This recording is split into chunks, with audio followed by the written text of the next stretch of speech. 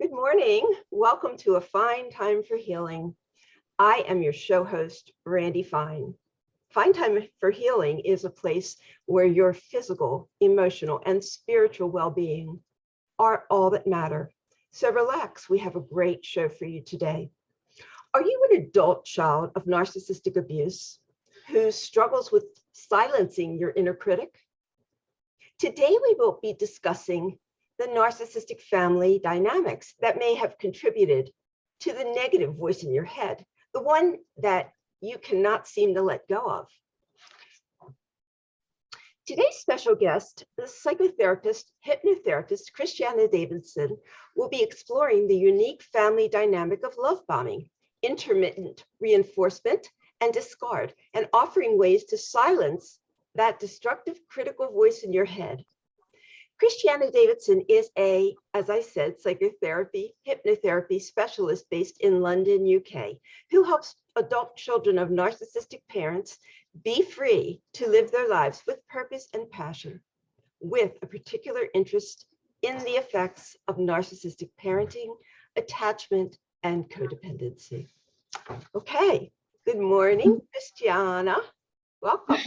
Welcome back. Good morning, Randi. Yeah, welcome back. Thank you. It's lovely to be back. Thank you for having me. Oh, it's so great. We always have really wonderful shows, and we get a lot of good feedback about the shows. So great. So it's exciting to have you back. Okay. So we're talking about the dysfunctional patterns in the narcissistic family system. And why do you think that we come out with this inner critic? Well, this is one of the gifts, the many gifts that being brought up in a narcissistic family leaves us with. And I'm saying that sarcastically, obviously, because it's really not a gift. You know, what ends up happening when you're brought up by a narcissistic parent is that in order to keep yourself safe, in order to keep yourself living up to the idealized version of you that the narcissist is wanting you to be, we end up internalizing the narcissist so that the narcissist then almost takes over control of our inner world. And when I say that, the narcissist then takes the throne inside our mind, so to speak, and becomes this strong, hugely critical voice that ends up running our lives. That's why when I work with clients, you know, I'm always delighted when clients come to me and they say, look, I've gone no contact, but now I know I need to do the work, because no contact is not the answer. Right. It's a step, but it's not enough, because this inner critic is doing the bidding of the narcissist. It's almost like we have a flying monkey in ourselves that keeps us in check. I love the way that you explain that, because it really helps us to understand exactly what's happening to us, the way, you know, that the analogies that you used. Yeah. And the thing is, you see, part of the work of the healing, and we're already talking about the healing here, but you know, the wonderful journey to healing is that we become more and more able to hear the voice of the narcissist, and we're able to see, oh my goodness, that's not the truth. That's that old paradigm. That's the internalized mother. And often clients say to me, you know, I say, you know, whose voice does that sound like? And they're, well, it's my mother. You know, there's no hesitation, or, you know, oh, it's my father. It even sounds like him. So this inner critic, that we're left with when we exit a narcissistic family is a key area for healing. We have to go there. We have to meet the inner critic, and we have to dethrone them, and we have to debunk all that they're saying, because it's total rubbish, to put it very politely. Right.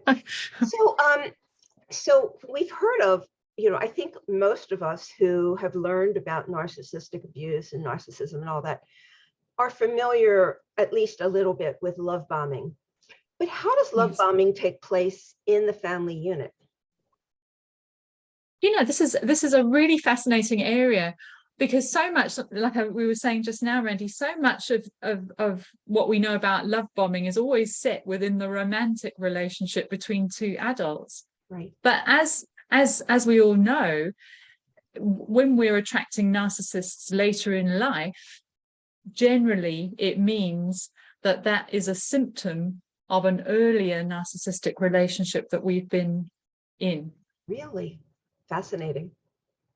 Yes, whether that's sort of gospel truth or not, but that's partly my understanding and the understanding of some other specialists. Some would argue with that and say it's utter nonsense, but I do believe that when we do look at it, often there is a catalyst for being in a later narcissistic relationship. So when we look at love bombing, normally we turn our gaze to that adult, romantic, intimate relationship. But if we're looking at it in the context, well, we first learned that love bombing was part of connection, that love bombing was a relationship. Okay. We learned it usually in childhood. And so if we are an adult child of a narcissistic parent, we will have grown up with love bombing. And how would that look? And we need to go, yeah. How would that look in the family So, system? in the family system. So it comes down to, I mean, let's say, for example, your mother was the narcissist. You would have times with your mother where you were being love bombed, and you'd have times where you were being devalued and discarded. Right. And I always say, it's not that we only get bombed with love, we also get bombed with discard. Right, that's true. Very true. So we're being bombed all the time, really. Mm-hmm. But in the family setup, love bombing it can come in so many different forms. For example, the narcissistic parent might flatter you. It might come sort of at a moment where it feels a bit awkward. It might be over the top, quite outlandish, that it just feels a bit sort of uncomfortable. It could come in the form of, just a little touch. Right. And a sort of a smile. It could be as subtle as just a glance, a knowing glance. Love bombing can come in many guises. Okay. But it's always, what it does in the child is it lights the child up. It kind of, my mum is happy with me. Yes. She sees me. She wants me. And so the child is almost set up through this intermittent reinforcement, as we're talking about here, to seek out more of those moments of, oh my goodness, yes, I did the right thing. Or look, it's made mum happy. She's pleased with me. So insightful, Christy. Yeah, I mean, and that is so true. And so how would that correlate to how we would feel in a dating situation? Is it because we feel so loved and accepted? Well, I think, yes, I think that's partly it, in that first stage where, it's almost like oh my goodness, here's somebody who admires me, who I admire. Yes. You know, and a child does that, you know, with mum. Of course, mum is on the pedestal. She's God. So here's this person I admire, and oh my goodness, they're giving me that admiration back. They want me as much as I want them. And that is just intoxicating, because what's happened in childhood is, of course, the child wants that unconditional love from its parent. That's what we're talking about here, you know, just, you know, adored by the parent. But when there's a narcissistic parent, of course, it's very on off. It's, you know, 1 minute mummy's loving me, next minute mummy's hating me. And so that sets up then the pattern for later relating, where the adult child will be vulnerable to love bombing, because they believe, oh, finally now I found the relief from that relationship with mum that left me feeling so unsure and so confused. But here's this relationship now that's going to be the answer to all of that. I'm going to find my relief. I'm going to be loved unconditionally, and I can just let go and be healed. And of course, that never happens, because what we're doing is we're setting up a repetition compulsion. So we're setting up the same situation, hoping for a different result, and it never, ever works. And we're left even in even more despair and more vulnerability. I love the way that you have put this, because I don't know that this has been talked about in this way before. So I really, really do appreciate your point of view, and it makes total sense to me. Total sense. Yeah. And I'm sure that those listening, it makes total sense to them, because people who have been love bombed and sucked into adult relationships always say, why me? Why did it happen? And, you know, I guess it's not always because they had a narcissistic parent, not always. No. But that childhood definitely sets them up for this vulnerability. So intermittent reinforcement is where they give and they take away. They give you, so it's never unconditional love, right? Never unconditional. Well, I mean, it's not even love. Right. We'd have been not talking about love here, right? Because, you know, the narcissist doesn't love. They can only mimic love, and for them it's a tool. It's a tool of getting the supply they need. So it's not actually love when you're growing up with a narcissistic parent. It's the most painful realization to come to, because, you know, to really sit with that and understand that even those moments when, you know, oh, mum was wearing her apron and she made that cake, and, you know, and she looked at me so lovingly. No, unfortunately, even that was part of this abusive cycle, you know, because it's you've got to have the love bombing with the discard. The two go together. It's the same thing. It's the same person. It's not two different people. You know, mum's not 1 minute the real lovely mum, and then the next minute the horrible one. That's all mum, you know. That's part of how she. Right. I say that, you know, in my opinion, we don't have a mother, we don't have a father. Whatever role they have decided to play to get the supply that they need, it's just a narcissist in that facade. And so, you know, people get hung up on these words, mother, father, because we think that a mother or a father is supposed to love us. They have to love us. Somewhere deep inside, they love us. And the truth of the matter is, They're just acting. And it's really devastating to realize that. Exactly. I love it when you speak about that, Randi. You honestly put that so clearly.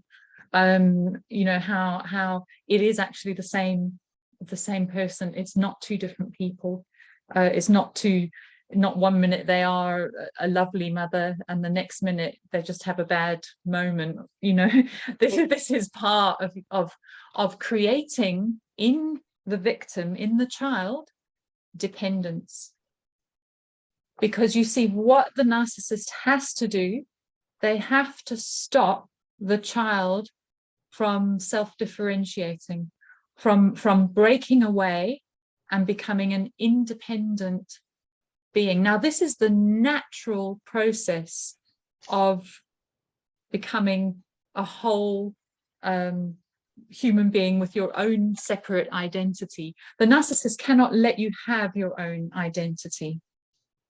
So love bombing and discard is a way of manipulating you to adapt yourself, to discard your own identity and to adopt the identity of the narcissist. Okay. So whether that's the glorified narcissist self, the false self, or whether it's the shameful discarded self, you're going to experience both of those growing up with a narcissist, because that is part of their way of intercepting your natural separation and individuation, and taking you over. What a horrific thing for a parent to do to a child. And so, you know, these people cannot be authentic parents. I mean, if you have a mother who's a narcissist, there's very little maternal instinct that you could ever recognize. And whatever it is, of course, is just a facade learned, or it's a behavior that gets them supply.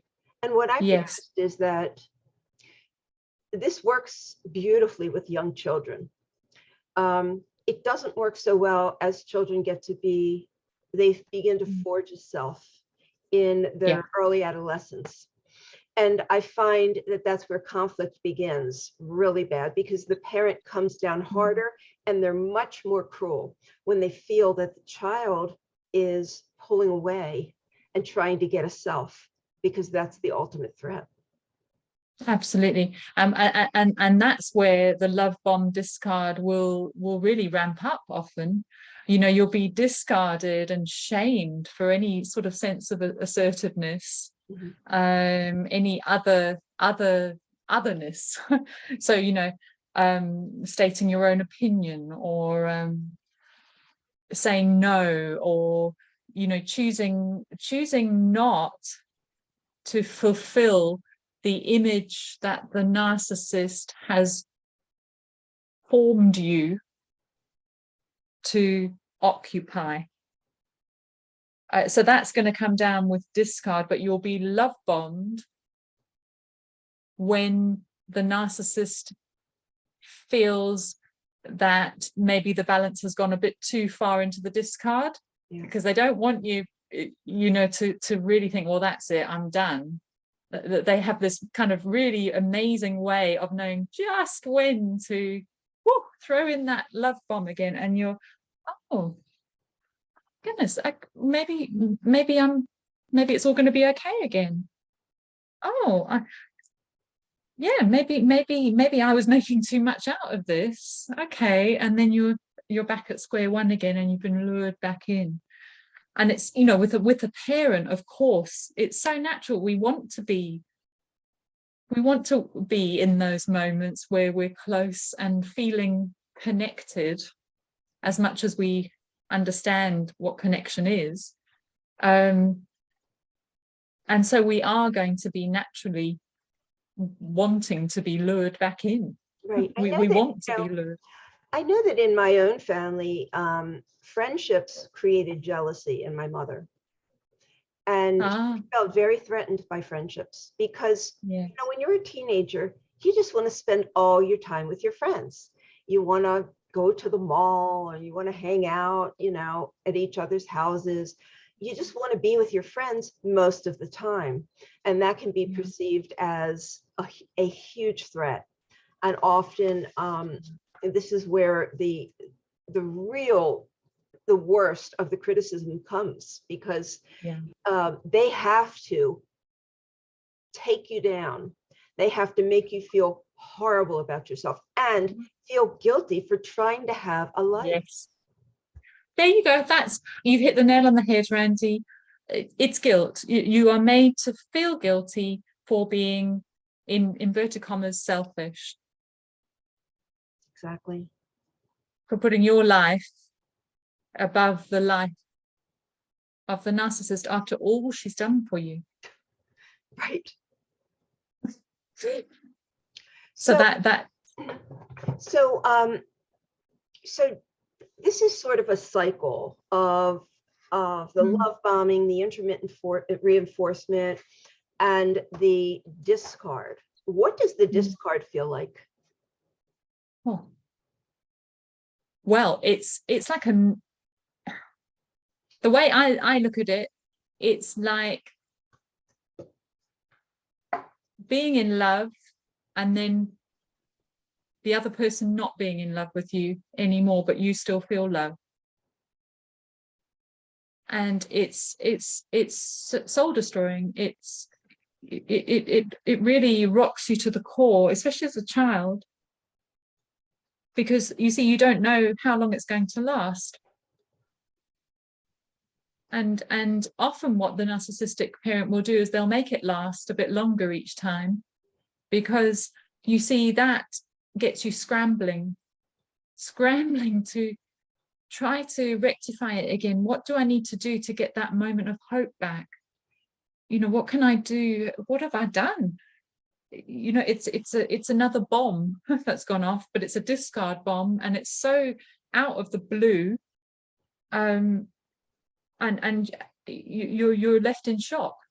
I think that it's a mechanism that narcissists use because it does feel excruciatingly painful to a child. And so what the child ends up doing is groveling, apologizing for something they didn't do. I love you, mommy. I love you, mommy. Let's hug. And they end up getting excess supply from it. Yes. And that what you've said there, Randi, the I'm sorry, mummy. I mean, those are the words of a narcissistic child, of a child that's grown up with a narcissistic parent. Right. I'm sorry, mummy, all the time. Oh, sorry, mummy. Sorry, you've got a headache, mummy. Sorry, sorry, you're not feeling well. Sorry, I've made you feel like that.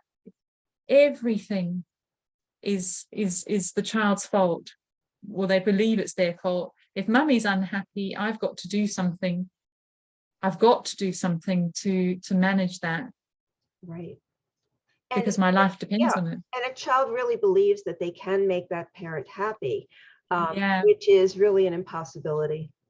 You can't make the mother or the father, the narcissistic mother or father, happy because they don't have the capacity. They don't have the ability to be happy on their own. So no matter, and it's always fleeting. No sooner do you do it, do you do what they want, it's as if you've done nothing at all. Yeah, absolutely. And you can see what an impact this would have on later relationships. I mean, because the child of the narcissist learns that you can never sit with uncomfortable feelings. And if there's an uncomfortable feeling in the relationship, you've got to remedy it immediately by any means possible, because it's 99% of the time it's going to be your fault. So you've got to step in and apologize and somehow bring peace back, because that's your role. That's what connection means, and you've got to make up for being you, because it's your fault that things are a bit rocky. Wow. I mean, this just really explains so much about the pattern of that affects us as adult children of narcissistic abuse. We wonder why do we do this? Why why are we so susceptible to this? Why do we act so foolish? Because when we step back and analyze it, it's like, why did I do that? But it's such a deep-seated pattern, isn't it, Christy? It's absolutely. And you see, and really, this is at the core of things, I believe, because what it does is it makes sure that our focus, all our energy, everything is on the narcissistic parent. It doesn't matter whether they're in the room, they're not in the room. We're scanning, we're listening, we're for any signs that we might be in the discard phase, or are we in the love bombing? We're on the alert, listening out and trying to sort of mitigate, or at least be able to plan ahead a bit for what the eventuality might be if, you know, we hear mum slam a door, or, oh my goodness, okay, right, I need to jump now because I should have done something. Maybe I didn't put that away, or, you know. So all our energy, all our focus is on them. And that sort of scanning behavior is something that we also take into adulthood. You know, you might walk into a room and scan the crowd or whoever's in there, scan your group of friends, and be very alert to see what their reactions are. You know, oh gosh, that one looked a bit pissed off, or excuse my language. That's okay. That's okay. We all say pissed off. So a child living in an environment like this is living in constant fight or flight. They never let down, because they're always on guard. Yeah, absolutely. And then you see, Randi, even though love bombing is nice, and you know, I use that very loosely, right? It's fake, and we know it. So even that doesn't satisfy. You know, that leaves us longing. It does. Because that's what this love bombing and discard sets up, is the longing for real connection, for a true love from somebody. But we are seeking it in that person who cannot give it to us. But there are moments of hope where we think, oh gosh, maybe. Right. And that keeps us in it. But then we learn that is all that is available to us. And that, you know, when it comes to maybe meeting somebody who we could really love and be loved back, which means being able to be vulnerable on both sides, really, it can be unattractive. It can feel like it's lost that kind of high and low, and, you know, we almost seek out that kind of addictiveness, because that's what we're used to. We're used to substitute love. And the real thing just doesn't seem to attract in the way that kind of, you know. Yes, you're right.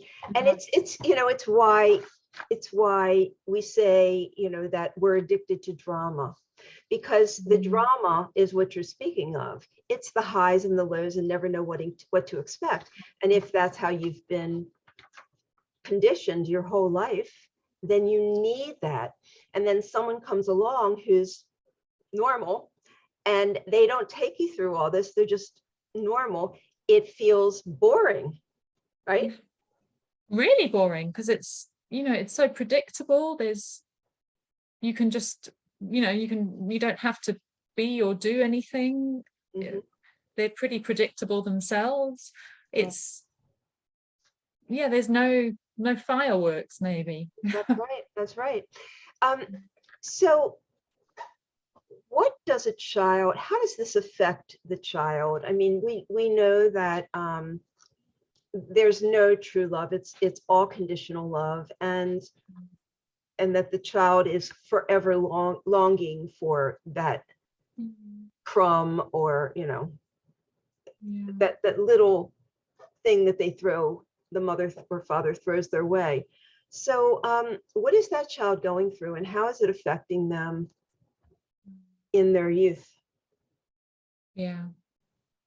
Well, the child will grow up with this sense of, you know, the core, I'm not good enough just as I am. I have to be perfect in order to be loved.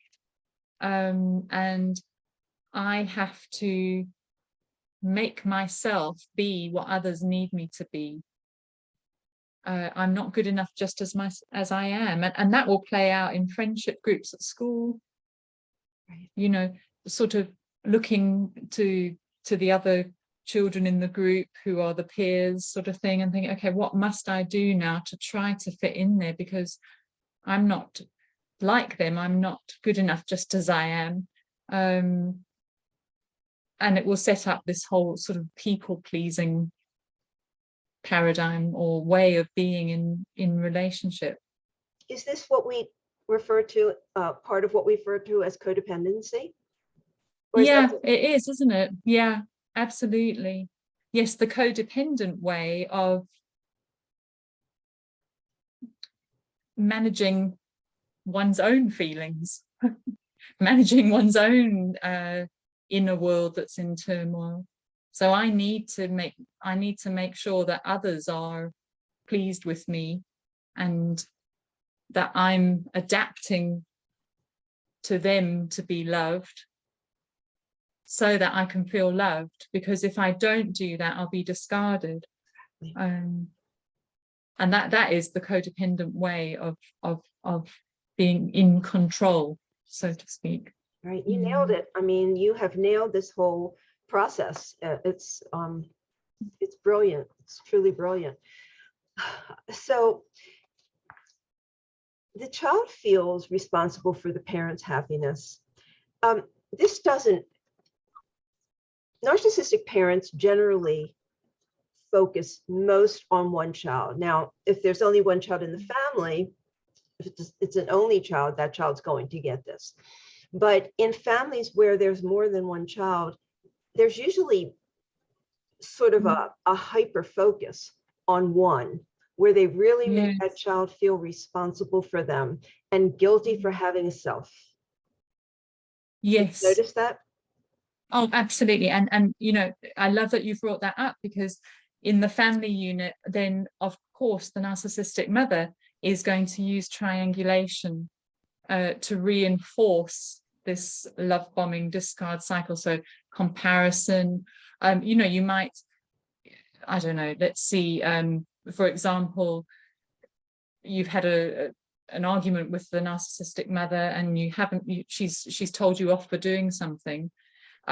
So the chosen child will come into the room where the narcissistic mother is, and the younger siblings there, and the narcissistic mother might say something like, oh gosh, you know, you wouldn't do something like that, would you, Jenny? You know, and of course she's not saying it directly to you, but indirectly she's re-wounding you, re-discarding you. Or she might do the same with love bombing, you know, sort of not look at one child and heap praise and attention on the other, with her back to the other one, to show her displeasure, and to get them to come round to doing exactly what she wants them to do. And they almost, so this is really why we say that they assign roles, because they need different children to behave different ways and give them different things. So there's always a child that's constantly discarded. The love bombing may happen, don't you think? But it's far less than they would with the golden child. Yes, absolutely. Yes, so the golden child will be predominantly love bombed, but that's not to say that it's any less of an impact, because you see, the more you are praised, the more painful it is when you aren't. True. The more sort of shattering it can be when that narcissistic parent turns off the praise, right, and heaps it on the other child. It can literally be such a shock, because the role of the child is at stake. Then, you know, is she going to, have I lost my place, in the family? But that's my identity, who am I going to be without this? And that's and always likewise, the threat. That's always the threat to the golden child. Always the threat that you're going to lose your place. And yes. so you learn to step in line so you don't. And then for the scapegoat, those, out of a predominance of discard and devaluing, becomes this moment of, wow, actually she does like, she does love me. She does, I have done something that's pleased her. And it's shown up my brother or sister who's the golden child. It feels so good. Finally, I'm getting my chance to be top dog. But of course that's short-lived. But you see that moment is so much more powerful for the scapegoat, perhaps, than it is for the child who's been love bombed a lot. So it works both. It keeps both in check. And of course, you see, the narcissist doesn't do this without any not expecting anything in return. If the narcissist is giving you love, there's got to be something given back. And this is really important, I think, for adult children of narcissistic parents, because they've learned that whenever they receive something from somebody else, they've got to give back somehow. You can't just receive. Right. That doesn't really happen. You've got to be giving back. You've got to then drop your boundaries for that person, and and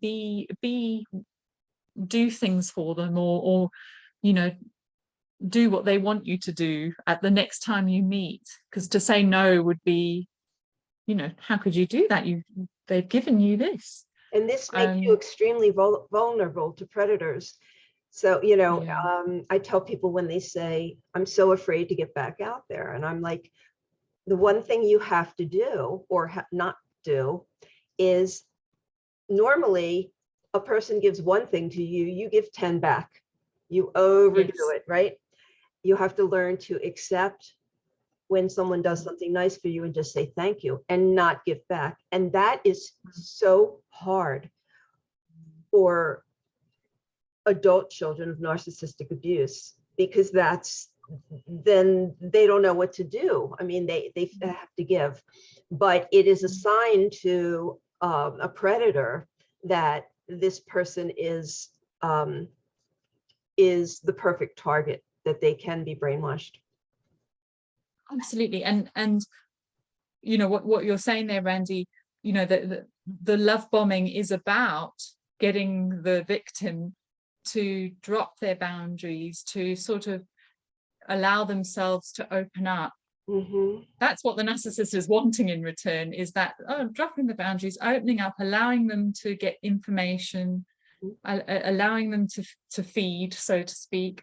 And then we learn that in relationships in later life, that in order to respond to somebody's attention and affection, we have to drop our boundaries and just let them have as much as they want, because that's what you do in return for love. You let that person you don't put in boundaries, because that makes people angry. Yes. And that's showing wow. them, Once again, you really nailed that. Yes, absolutely. That's exactly what happens. Yeah. That that sort of to not allow them to keep your boundaries up is actually something quite unkind to do. It's ungrateful, and it could really hurt somebody else. So that's not what you do in response to being love bombed. So true, so true. It really sets us up for very, very difficult adulthood, because these patterns are very, very hard to break. They are extremely hard. However, it also, if we're willing, it can be the precursor to us discovering our own empowerment. Yes. Because with a narcissistic parent, often the great victory for the child is to finally see the love bombs and also see the discard bombs and not to be fazed. Right. Not to be manipulated. And this is what will happen. When that does happen, when you're able to see it clearly, the narcissist will try every single love bomb they've ever tried with you. They'll try every single discard they've ever tried, but you will be unmoved. You'll be unfazed. Right.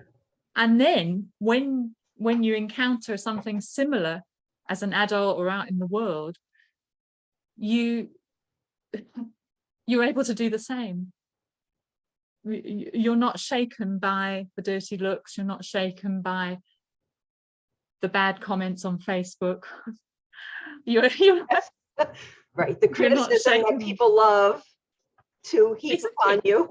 In fact, actually, this is what Facebook at its core kind of gets us into, is this love bombing discard. You're either being love bombed or you're being discarded, and it kind of sets up that addictive cycle, and you keep going back. Oh, how many do they like me? Oh no, they don't. Okay. Right. Today they don't. Tomorrow they say something nice, and you are at the mercy of those comments. Exactly. I don't think it's very healthy, especially for people who have these dysfunctional childhoods where they've had these love bombing and intermittent reinforcement and discard and everything. So what, in essence, we're talking about internal validation versus external validation. Yeah. Because so as a child, we're hungry for that external validation. We wait for it. And if we don't get it, we don't feel validated, loved, accepted, any of those things. And so a big part of healing from this is really learning to internally validate. How do we do that? Absolutely. I mean, that is the core, actually. And I know that that's the work I do with clients, and that's the work you do as well, Randi, right. Is, it's to go, the healing from this is to become our own sort of cheerleader, our own love bomber, so that we don't have to outsource it to somebody else out there to know that we are okay. Right. And the way to do that is really to go back, to look at all the things you were discarded for, to write a list, to look at all the things you were praised for and love bombed for and write a list, and then to have a look at the negative beliefs that came out of that relationship and to debunk it, because it's a projection. It is a projection. It's a projection. And then for those things that you were praised for, to be aware, well, actually, the narcissist, I do have those traits. Generally, there is an element of truth in those traits somewhere. Right. So looking at that and then claiming it back for yourself and saying, well, yes, actually, I am very capable. Yes, I am actually, I don't know, lovable or good at maths or whatever it was. Right.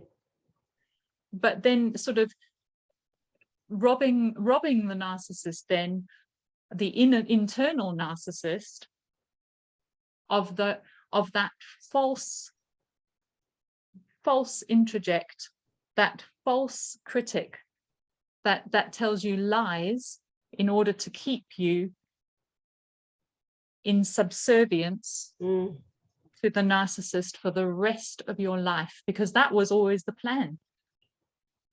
That is. And we got to break you out of it. We've got to get you out of it, and we've got to say, no, these are the core beliefs that you took on, and we've got to get that cloak off of you. You don't want to wear that anymore because it's not yours. You've got to give it back. Right. And we're going to move you forward now so that you can be free, and you can claim your own dignity and your own confidence. And it doesn't matter what anyone else thinks anymore, because this is the justice that is on offer, and that you deserve as well. Yes. And so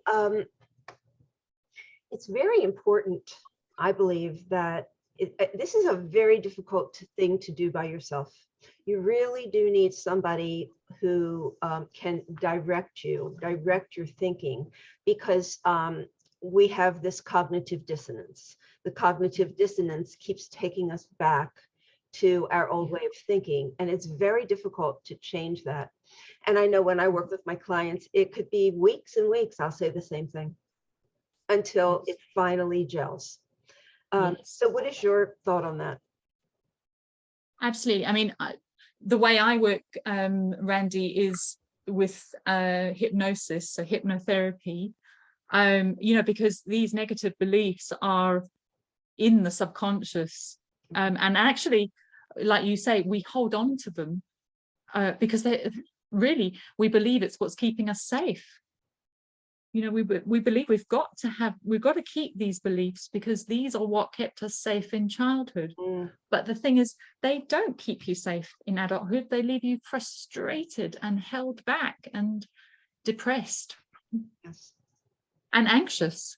And so the work I do is that we do go into the subconscious. We look at the negative beliefs taken on from your mother wound, the negative beliefs taken on through the father wound, because it's important. This is a family system. It's not just one. We look at your core negative belief, because there's a deepest one. And then we move through to releasing you from that paradigm, that inner narcissist, that inner critic. We finally dethrone them on the subconscious level. And it's powerful stuff. It really, really is. But I do believe there has to be this work on the subconscious and the conscious. Right. Not that working on the conscious isn't working on the subconscious, it is.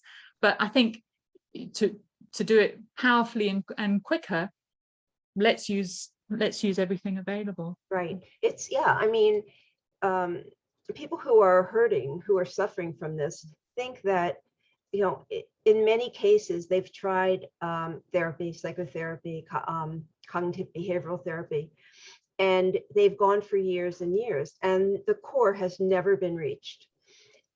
So what people need to understand, I believe, is that if you work with someone who knows how to access this, it happens very quickly. The release can happen very quickly, but you need a guide to help you, because your mind keeps taking you back to an old way of thinking.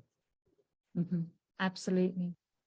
And especially in this, you need somebody to call out the lies, to see them clearly, and to be able to empathize truly with having a narcissistic parent. Because if the person doesn't or hasn't had that experience, I don't believe you can truly understand or feel what it's like to be in that sort of toxic haze. Impossible. And prison. You have to have lived it. There's no way to learn it. I agree completely. Well, I've noticed that just like the words mother and father make us create an illusion in our mind. It makes us think we're loved. So does the word family. And so in a family system where you have siblings, often, well, I should say more than often, probably most of the time, because of the triangulation you mentioned earlier, those siblings are put in their own corners. They're not allowed to mingle. They're not allowed to get close because they've been told things about each other and sworn to silence. So everybody's got some kind of weird opinion about the other person. And I find that adult children of narcissistic abuse get very confused by this because they can't understand why their siblings don't have their back, why their siblings are so cruel to them. And it's really kind of the same thing. Family, there is no such thing as a family in the ways that we think of family. A narcissistic family, there's no cohesiveness. There's no loyalty. No. There's nothing. Everyone's trying to survive. And if you give up some of your crumbs, another one jumps in and tries to take them. What are your thoughts on that, if any? Yes, Randi, it's so painful that, because with your siblings, you're brought up in the same, with the same parents, and you kind of think that would bond you for life. But unfortunately, it doesn't. Like you say, it's a bit dog eat dog in a narcissistic family. You're set up to compete. So you can't even trust your siblings a lot of the time. You might be able to, you probably do have some fond memories, or I don't know, you might be able to do some things together, but you can't trust. You can't trust because the underlying belief is that, I know this is learned, that I've got to win, and I don't care what I do to win. I've got to almost sort of wish the demise of my brother and sister in order to be okay, in order to survive. So it's a very, very painful thing. Some brothers and sisters, or siblings rather, they're able to work through it in later life. They're able to come together and unpack it, but I find that that's very rare. It's very rare. And even if they unpack it, there's still always a level of they're holding back. Wariness. Right. They're holding back. They're not fully investing in that relationship because it can go wrong at any minute, and it often does. And they don't, maybe it's hard to wish the greatest flourishing on the other. That's something that siblings will struggle with. There's still that learned sense of, gosh, if they're flourishing, it means I'm not.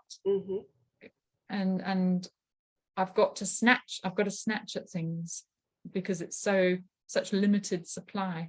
That's exactly right. Wow. So is there anything else that you any points that you wanted to make that we haven't covered yet? Is there anything else that you wanted to say? It's interesting when looking at addictions, and the sort of parallels between love bombing and discard and addictions.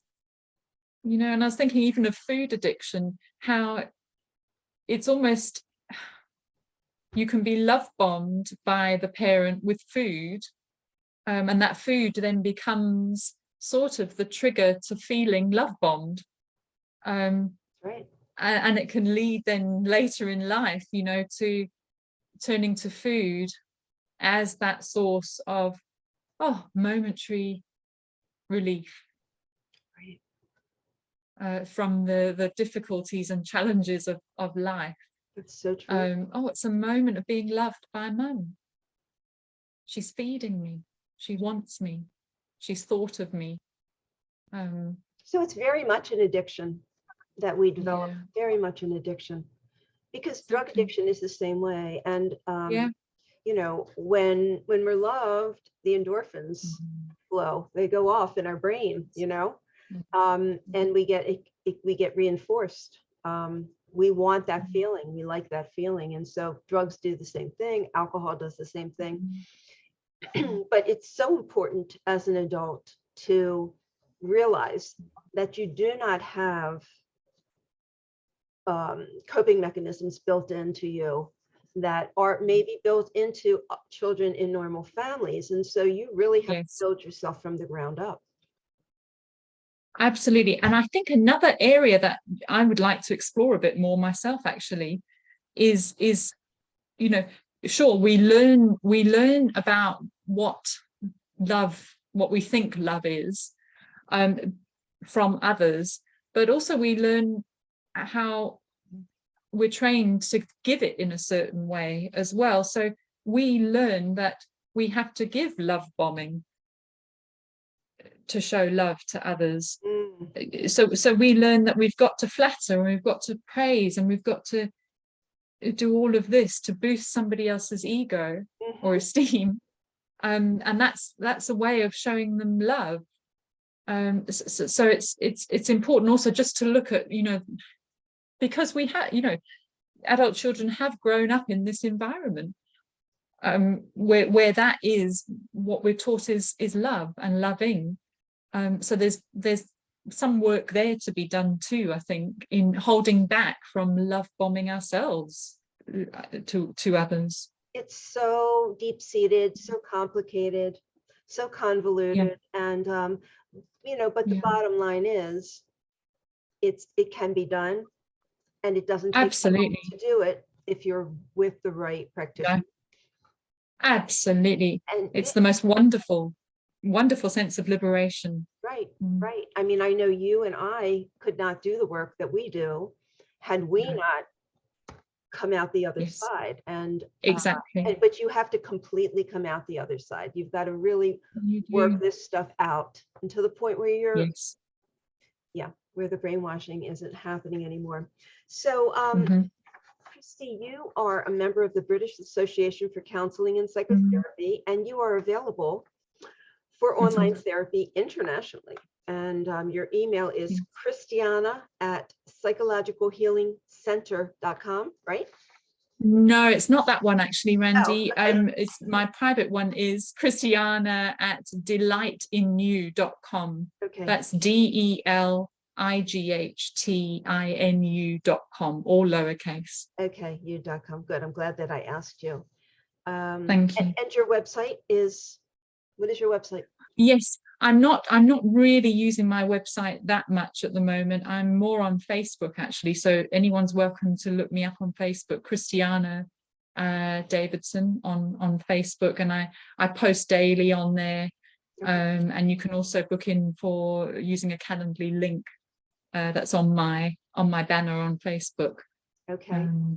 Okay. So that's probably the best way to contact me. Contact you. It's truly amazing. I mean, you're in the UK, I'm in America, and we can do this. And so it's the same way.